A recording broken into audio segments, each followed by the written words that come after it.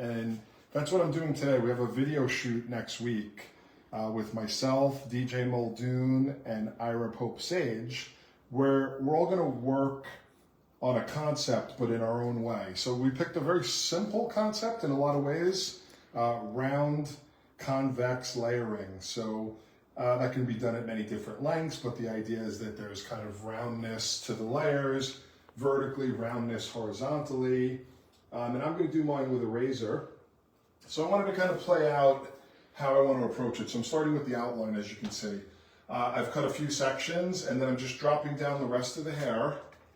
So here you'll see what I was just doing. Just to get my outline in before I begin my layering, I've pre-sectioned off kind of the front of the shape, which we'll treat almost separately from the round convex layers. Right now it's kind of disconnected and combed away. We'll talk about that in a minute. But combing this all kind of around a natural fall, working with my hair-brained feather plie, which is my favorite way of razoring. There's lots of great razors, but I love this for the control. So the first thing that I'm doing, obviously I find my guideline from the previous sections, and I'm gonna come in and do what I call slicing, which is to remove internal weight in kind of bars or vertical channels to get that outline to be less dense, because when I do go in and layer it, I won't be layering all the way through to the outline. So this is a great way of freeing up some of that weight in the edge. Then coming back through and using what we call an edge stroke, so the blade is kind of T to my fingers. And it's more medium open. I don't want a very, very solid line for this shape. It's gonna be nice and textured on the ends, and then more texture will be created through the layering, and specifically by doing it with the blade. So now we've got all the excess length off. This is the length that I want to work from to begin the layering. Now for control, I'm going to break this up into panels for my layering. And I'll probably end up using two different types of hand position. One kind of in the occipital area and then one above the occipital area. So let's get started here. So I'm going to panel it off so I can really control. And I'm going to go, let's say my first panel will be right to about the top of the occipital area. So this will let me use my outline as a reference point for my layers so that they're proportionate. Working with the head shape's curved, so I'm angling down very, very slightly to work with that curve, and I'll just get this hair out of the way. Same here, right about the top of the O-bone, occipital bone, angling slightly down. Now this is a crucial place because it's really gonna help me relate my layers to my outline. Get this out of the way. So I want to start off what we would say inside the hand, because I don't want this to get elevated too high. Sections are about a 1/2 inch thick, and I'm going to come out. And to me, the concept of convex really is about, working with the roundness of the head. So I'm going to come through. See right there, that's a key point. My outline drops out. You'll see that many times when I begin layering from the back. And now to help me get roundness, I'm going to deliberately razor whenever I can remember from the top down. I think razoring from the top down is going to make it easier to get roundness as opposed to razoring from the bottom up. That's the nice thing about the razor. You have lots of options with which direction you use the tool.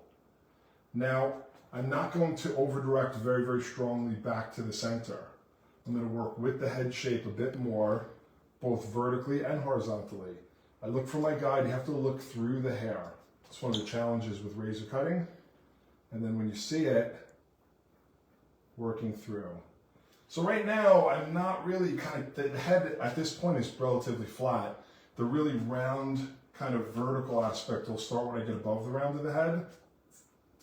So right here, just coming slightly back onto the previous to get a guideline. Less and less hair to cut as we work into the corner because of the angle of the section and the fact that the outline already went upward a little bit. So this is quite technical razor cutting, which you obviously can do, because we're kind of translating a scissor concept into the razor, this idea of round and convex, which I like, especially if you're someone like me who really trained and did all their fundamentals with the scissor or the shear. some of this hair over the ear. Probably not too much will come off here, but we'll make sure that it's blended in at this point. So even that little bit, you'll notice how it starts to change the hair. Layering, whether it's with a scissor or a razor, is a removal of weight. A removal of weight begins to free up the hair and the texture. There's many different, if you refer to some of my earlier videos, especially on the Hairbrained Live Academy platform, I do some of the real technical concepts of what a convex layer is, what a concave layer is, what a square or flat layer is. This one is kind of, for me, middle of the road. You know, if we start to go concave, that means we're going to take even more weight out from the inside. So what's nice about convex, which you'll see as we progress, is that it keeps that hair really lush. Cutting with a little product in the hair, especially when razor cutting, for me helps a lot. I've got some tonic from Bumble and Bumble, and then one of my all-time favorites, grooming cream, to give that hair a nice kind of languid, lived-in texture so that I can work with it and have great control. Okay, now, this I'm gonna break into two because, well, let's see the size of my fingers. Yeah, I'm gonna break this into two. You see, it goes above the round of the head, and I feel like I would lose a little bit of control. So I'm gonna come right here on the crown, and from the crown to the top of the ear. Now things are gonna get more truly convex because we're really getting into the rounder areas of the head. So, you know, to me, the term convex has to do with the angle of the layers this way, that they're following the head in a rounded way. And then the roundness has to do with working around the head. You know, typically when you think of something round, you can kind of start in the front and over direct forward. I've just chosen to start in the back here, especially with this length of hair and these layers. I feel like I can get more control. Then I will do some work from the front to the back. Okay, I'm gonna drop Maddie down. You can see how beautiful this hair is to work with. What an incredible quality mannequin. Makes all the difference. You can see the hair starts to get thicker now. I can see my reference from the underneath. Now I'm going to add something into the equation like I was doing on the outline. I'm going to pre-lighten by slicing through some of that bulk. I'm going to come back up in here. And I can see my reference for where my layers are right there. Nice open stroke. So now you can see I'm working overhand. You know, this can be sometimes a kind of a tricky position with razor cutting. So let's walk it through. Overhand means, you know, you're holding the hair on the outside of your fingers, so your palm is facing the head. And what I have to do is turn the blade around. But you have to get it really kind of quite with the grain of the hair. You have to be careful that you're not coming across the grain of the hair and pulling it. So it's an unusual position that you just kind of have to really get comfortable with. You know, I've always felt that a lot of great hair cutting, you know, it's not always natural on your hands. Your hands were never developed to be completely in a lot of these positions. So, you know, being comfortable all the time isn't necessarily going to get you the best results. But just like anything, if you practice enough, you will get comfortable. You know, it shouldn't be anything that does damage to your hands, you know. It's not painful or anything like that. It's just not, and here you'll see what I mean right here. I have to bring this blade around, let's try this angle here, enough that it's with the grain. So I just really have to tweak my elbow out a little bit so that I can go with the grain of the hair.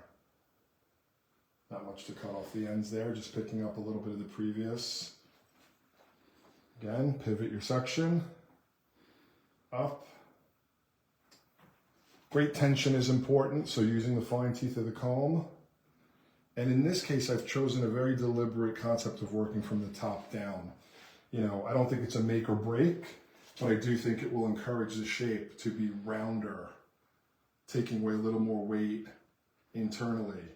Where sometimes working from the bottom up with the blade the opposite way will encourage heaviness towards the inside. So you can start to see those layers happening. Let's do a little cross-checking. You know, this is what I do very often. If I want to, I'll switch to my scissor, you know, that kind of original tool that I learned with, to help me make sure I'm on track. Come up and work my way through.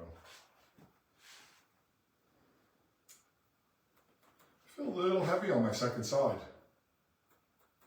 I'm going to come back and see where that heaviness is coming from. Using point cutting, it's a little bit kind of cornery right there.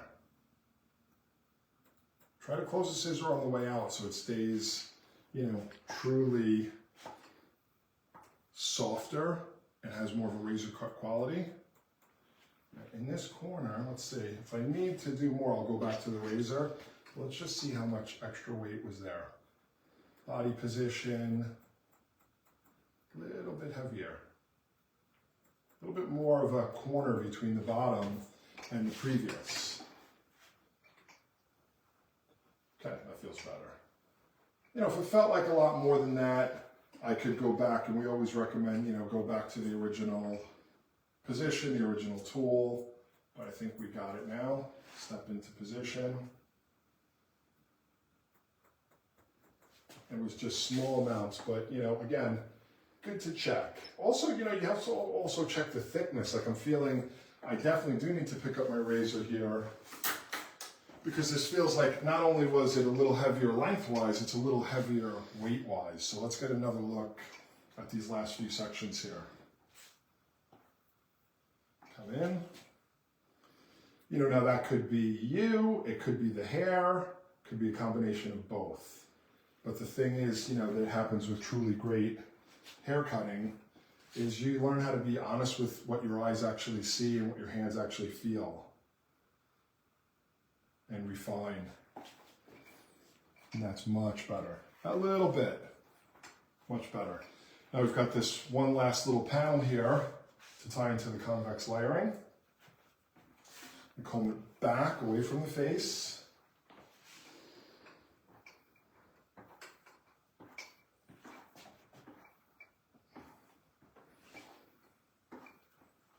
Start with a vertical section again in the center and kind of really continue with that concept of following the curvature of the head right here, right up off the curve. So I use the comb to really feel the head shape. Identify where that guide is. Again, a little bit of pre-slicing, pre-lightening, and working through. And look at where that's falling.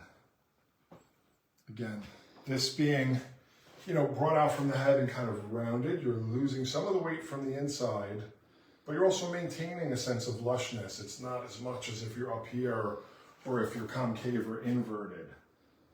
Pivoting off the crown to help me kind of work with the head, both in a kind of a rounded and a convex sense.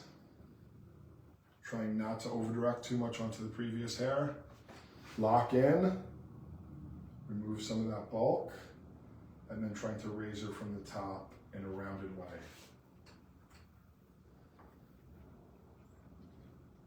You know, your fingers, there's a lot of kind of intention that happens here. You know, with the scissor, since you're cutting above your fingers, you can really make sure that you kind of round it. You can drive the scissor in a rounded way. To get roundness with the blade, a little bit more difficult. That's again why I break it into small portions. And you really have to just be very, very intentional about it and the way that you're moving the blade, because the blade's creating the roundness. Your hand could be in any position whatsoever. Following through. Again, trying to keep a separation there. I've got that clipped out of the way at the front. Just looking for any little stray hairs.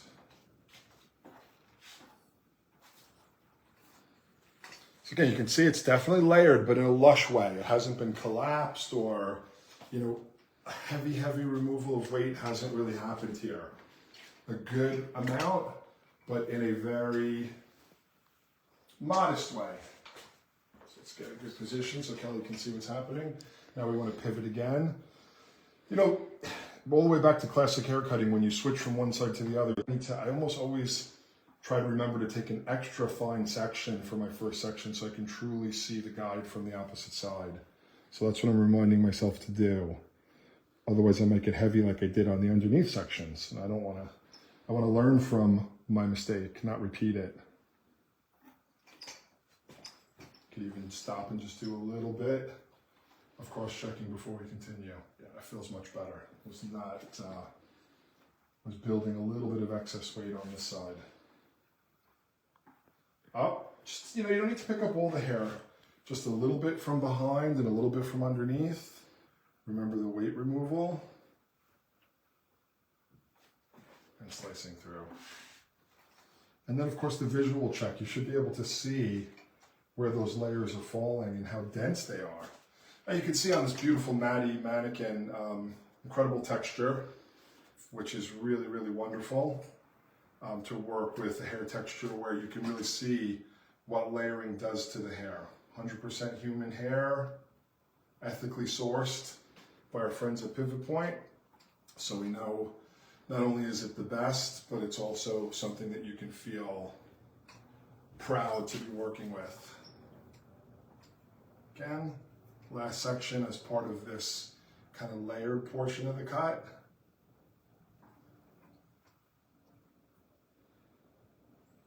And again, I've chosen my body positions because I want that blade coming from the top to help encourage the roundness.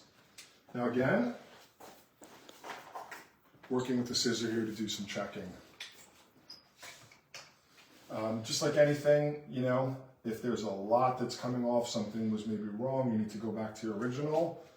But really, this is just more to give you a refinement. And you know, sometimes I call it just sealing the ends. So if you haven't done anything that's a little bit off balance, all you're doing is putting a little seal on the ends. And you don't have to kind of make a ton of work out of it. It's just going through.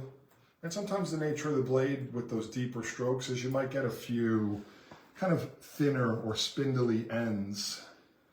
And we don't want that. We want texture and softness, but we don't want thinness. I'm not trying to thin the hair. I'm trying to create texture, softness, fluidity, movement, but one thin strand is not a bad fit. Working through. Now the same on the opposite side. And then we'll be able to go into the work around the face. So definitely kind of salon-friendly fundamental stuff. We do it very, very often with the scissor or the shear, but just kind of translating that kind of concept into the blade to create that taper on the ends, that, you know, just the fun that comes with razor cutting as well. Hope everyone's having a busy December. It's always a great time for hairdressers.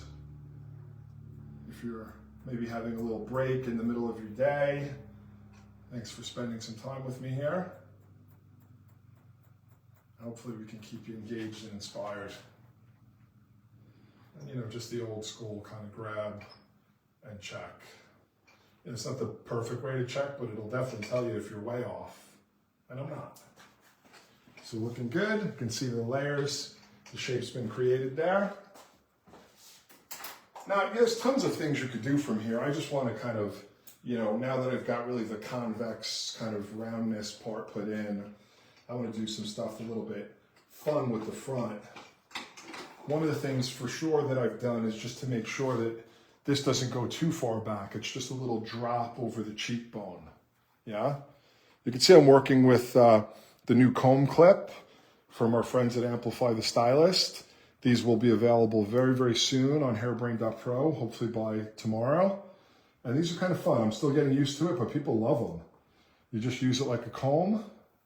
You kind of comb, and then boom. So for stuff like this, great. I see a lot of colorists on Instagram using them. And then for kind of disconnections like this that I don't necessarily want to like twist it all up. I just want to kind of get it out of my way so I can come in here and work with the bang. So you don't have to have a bang here. I just thought it would make this shape kind of fun. So I'm going to start off. My first section will be parallel to the hairline, just curving with the hairline. And the reason I like to do that is that I get the same density then all the way through the section on the hairline. And I'm going to go for kind of a squarer feeling here. It's going to disconnect from the frame. I'm going to comb this down, natural fall, fingers right on the bridge of the nose, and coming in with the blade again on the edge and kind of a small stroke. So a little bit more of a classic kind of stronger feeling here. Step into the corner. So I don't want to over direct this and make an extra long corner here. Small square edge stroke. You know, allowing room for shrinkage and weight removal. And the fact that I'm thinking, I guess when I think of a look like this, for me, it's a bit kind of rocker chick, Chrissy Hynde, you know, the layers, not overly layered, not so much as a shag or something like that. And I think the square kind of fringe or bang goes with it very well. So here you can really see the versatility of the blade. I mean, if you want to cut stronger lines with the blade, you can learn how to do it. It's not all about kind of chopping things up. Again, before I go on, especially with something as important as this, I can do a little checking with the scissor. Or, you know, sometimes you can even cut your first section with the scissor if you feel that that works for you. So I just want to check. You know, the one thing that I don't find the razor to be great at, especially in the way that I use it, is checking minute amounts of hair off. You know, so if this corner seems a little heavy, like it does right there, just a little nip, nip, nip with the scissor to me works better. Still just a touch heavy.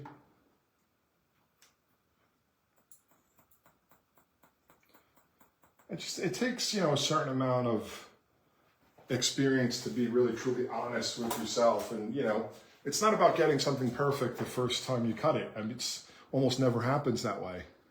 It's about looking at it, you know, understanding what happened. You know, if you're doing something repetitively over and over again, you can probably figure out why. But, you know, I know exactly why that corner is a little long because I didn't want to move too far into Kelly, into the camera. So going a little bit past the guideline now, and again, using that slicing or weight removal.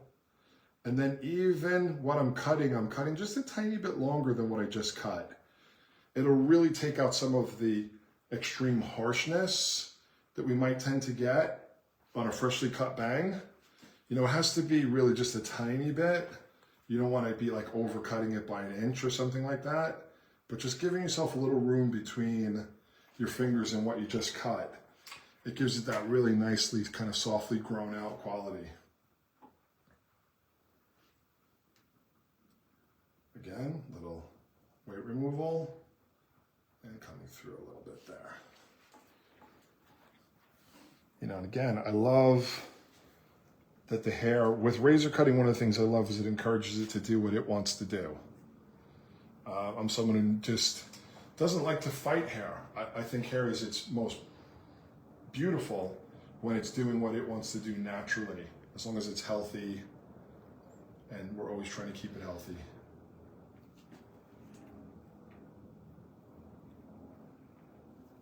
So using that underneath as a reference. You know, if I feel like I've gone a little too far, sometimes I can use the flat of the blade and just peel off tiny bits of hair.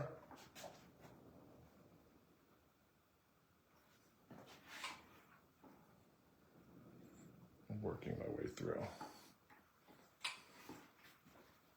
I can lift this up this way as well. And perhaps just a little bit of slicing, just gently, maybe more in the middle than anywhere, just to get that little bit extra lightness. Love that. All right, let's look at these pieces that were kind of dropped out and see what we want to do. So we've got a lot of, that's one of the beauties of the Maddie. You have a bit of length. Now, again, typically I would have done more haircuts with this mannequin, but I need her as kind of my pre-done for a specific lesson. So, I mean, before I cut this much off, I probably would have done another haircut. So I want to definitely call that out because I hate to be wasteful, especially with a beautiful tool like a Maddie mannequin. Now, there's a couple things I can do. I can connect this to the length and then kind of do a soft face frame here. I could do something completely disconnected and kind of free form here as well that perhaps relates visually. That's what's great about this. You have a lot of things you can play with. I'm going to do something that kind of disconnects a little bit. Visually, I'm not gonna kind of like chunk it off or anything, but I don't feel like this needs to completely technically connect. So I'm gonna bring this down, and I'm not gonna connect it to the bang either. So it's not gonna connect to the bang or the outline. It's gonna come from about the bridge of the nose to right above the shoulder. So it will disconnect. But visually, I don't think you're gonna be like, oh, look at that, it's disconnected. Sections are vertical, allowing that to fall very much in its natural place.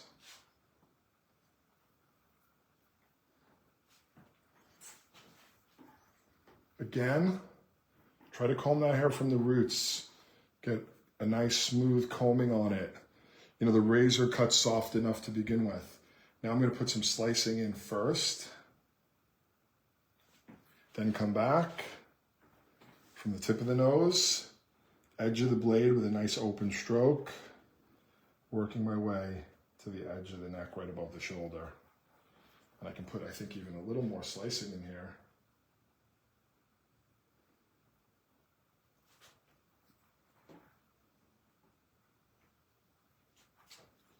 I'm gonna let all this hair drop down for a second. There's still a little bit of hair that's uncut here, but I just want to see how it's all working together.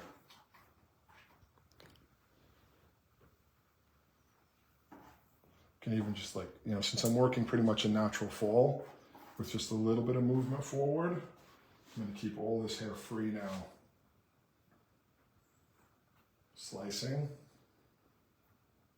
removing those bars of weight. And then again, working from the bridge of the nose. I've been opening the stroke more and more each time, down to the edge. So that little bit of separation from the bang gives you something kind of fun to play with there. Not totally technically connected, but not disconnected in an aggressive way at all. Very kind of pretty, angelic kind of face frame happening. It just allows me to get a little bit more out of that hair than having to really connect it. Working through into the opposite now. Try to get the same feeling. See if we can get that happening. So there it is. I drop out.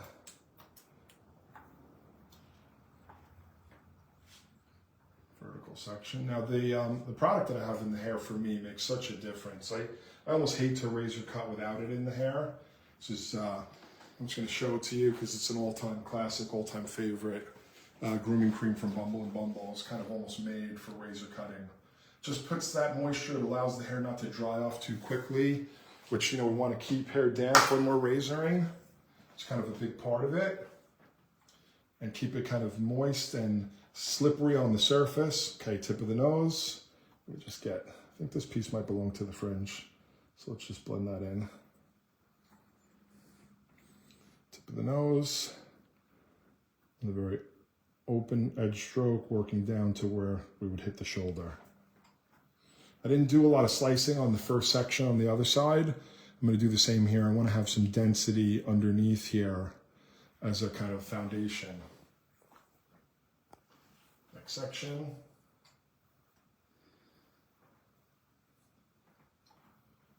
Let it fall forward naturally as it would. Again, just a little bit of that kind of peeking into the bang on this side.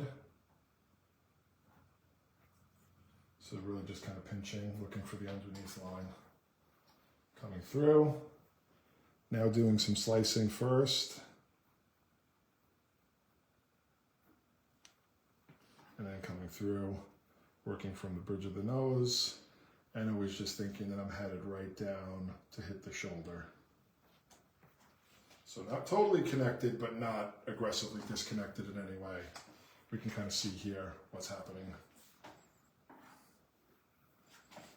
Again, bring that hair a little forward, a little slicing.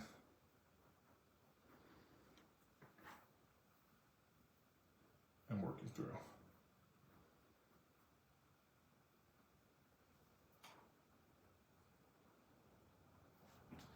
Looking down, see if there's any, you know, sometimes in the transition from one technique to another, especially when you're working softly with something like a razor.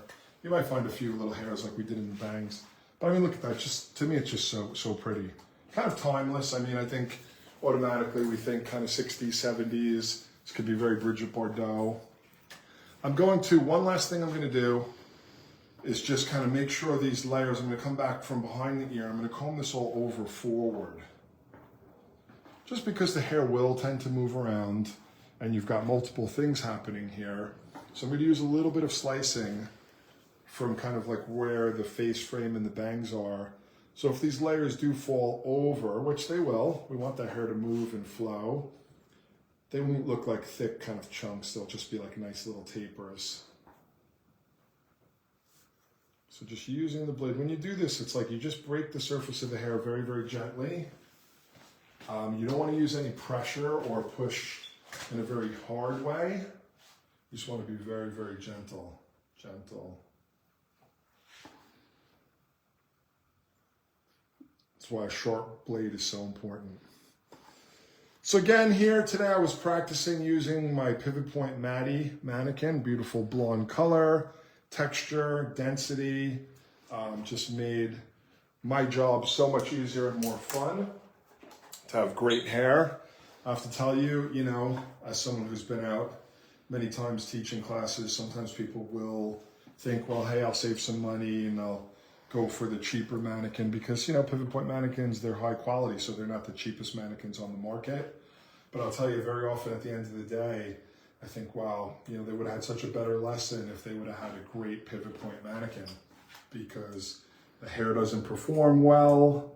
There's, you know, holes in the hairlines. The hair can just do crazy, crazy things.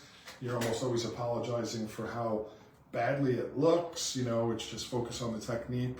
So, you know, saving a few dollars, $25, even $50, you know, for great education, it's not worth it. Wait, save up a little bit more, because you cannot have a great class, you know, unless you've got a live model, which is awesome, but very often, you know, practicing something new, especially like something like a straight razor, I don't know too many people that want to just run out and get a live model for their first time with a straight blade.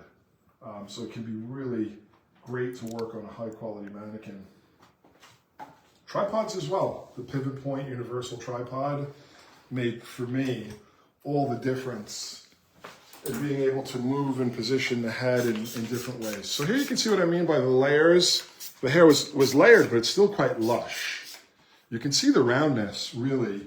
You know, even though I didn't begin at the front, I worked around from the back. I was conscious of roundness. Here I'm just using a little tonic from Bumble and Bumble to reactivate the curl and the wave. Obviously this could be blow dried in so many different ways. I'm going to let her air dry naturally because that's just the way that I like to do things in the beautiful California weather. I hope you guys enjoyed that. Thanks again to our friends at Pivot Point for the support over the years. We've really appreciated it, and we'll always continue to work with your incredible mannequins and tools.